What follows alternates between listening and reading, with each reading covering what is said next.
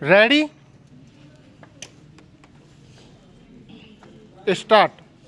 महोदय, महिलाएं दुनिया के अधिकतर भाग में, विशेष रूप से तीसरी दुनिया के देशों में, दूसरे दर्जे की नागरिक मानी जाती हैं। उनकी इस स्थिति का समाजशास्त्रीय और ऐतिहासिक संदर्भों में गहन विश्लेषण किया गया और किया जा रहा है।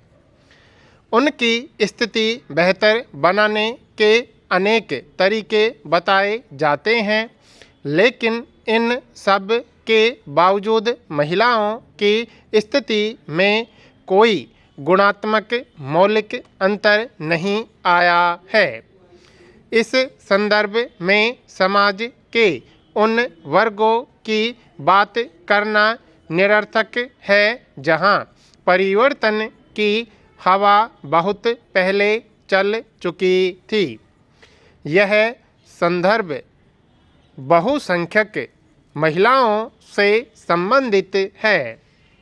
वास्तव में इस पूरी स्थिति का केंद्र बिंदु है महिलाओं का अपनी वस्तु स्थिति से अनभिज्ञ होना। आमतौर से महिलाओं को यही समझाने का प्रयास किया जाता है कि उनकी श्रेष्ठता की कसौटी उनका दैहिक सौंदर्य है, इसलिए इसे ज़्यादा से ज़्यादा मोहक और आकर्षक बनाया जाए। यह परिप्रेक्ष्य पूरी स्थिति को बदल देता है। यही कारण है कि विकास और चेतना के अनेक गहन प्रयासों के बावजूद वे उनसे अछूती हैं।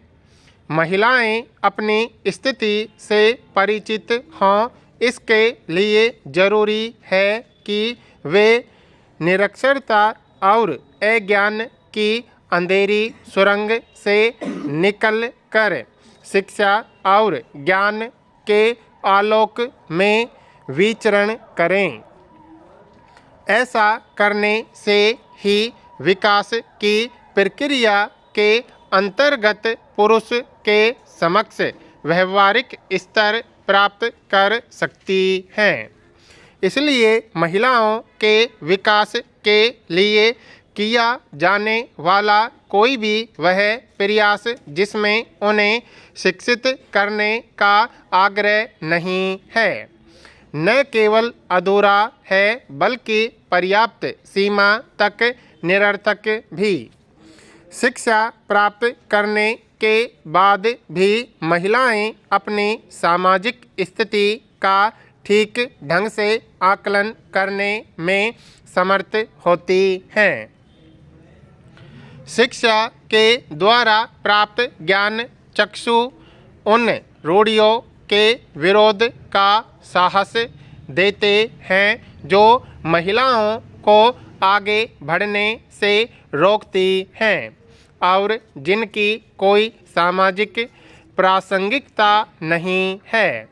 जब तक महिलाएं शिक्षित नहीं होंगी तब तक उनके विकास के लाभ उन तक नहीं पहुँचेंगे और न ही उन्हें उन प्रावधानों की जानकारी मिलेगी जो उनके हितों को सुरक्षा एवं संरक्षण प्रदान करने के लिए बनाए गए हैं।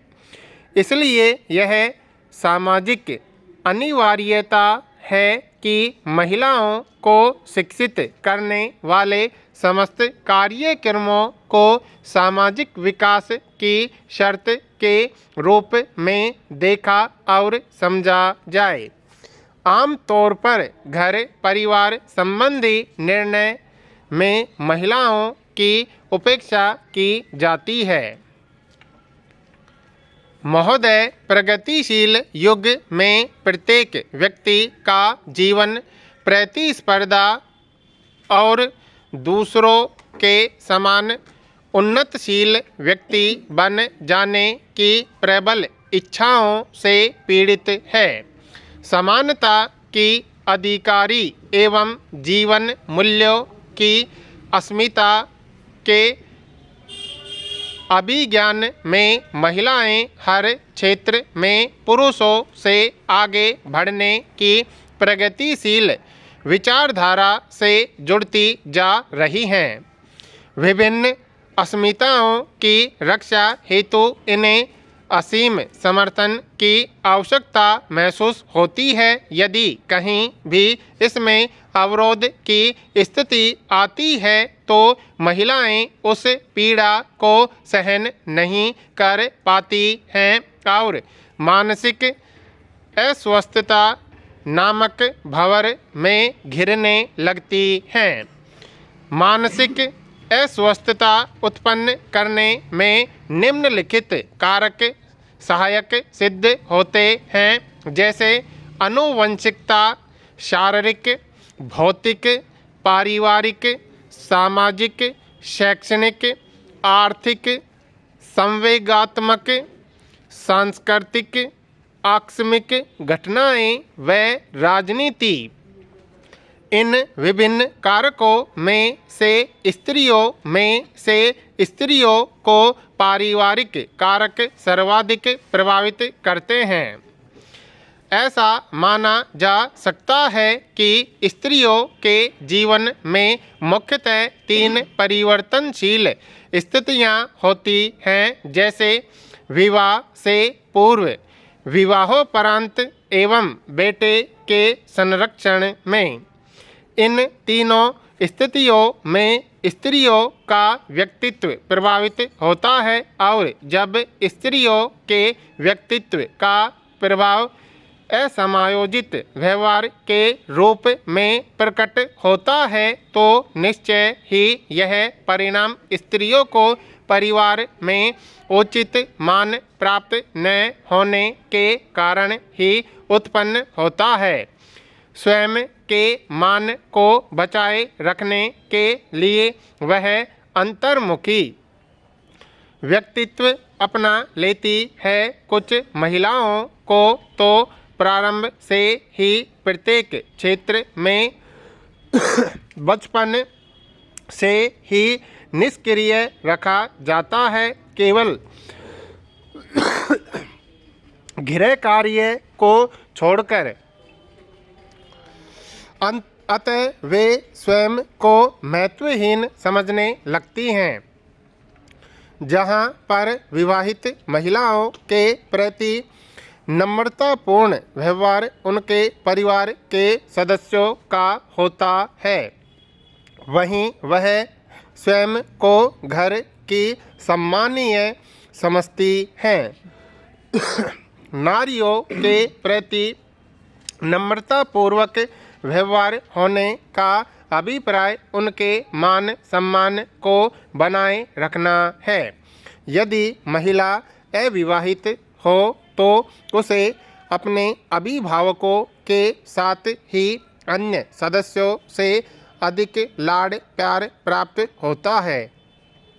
वे किसी भी प्रकार के बंधन को स्वीकार नहीं कर पाती, क्योंकि स्वतंत्रता की आदत होती है, जिनसे निर्मित परिस्थितियों के कारण उनका व्यक्तित्व विघटित होता जाता है।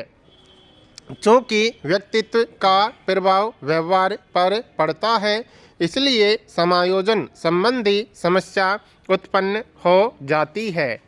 हालांकि अभी भी कुछ ऐसे परिवार हैं जहां महिलाओं के प्रति परिवार के सदस्यों का व्यवहार उदासीन होता है। परिवार में नारी विभिन्न कर्तव्यों दायित्वों को पूर्णतः निभाती है।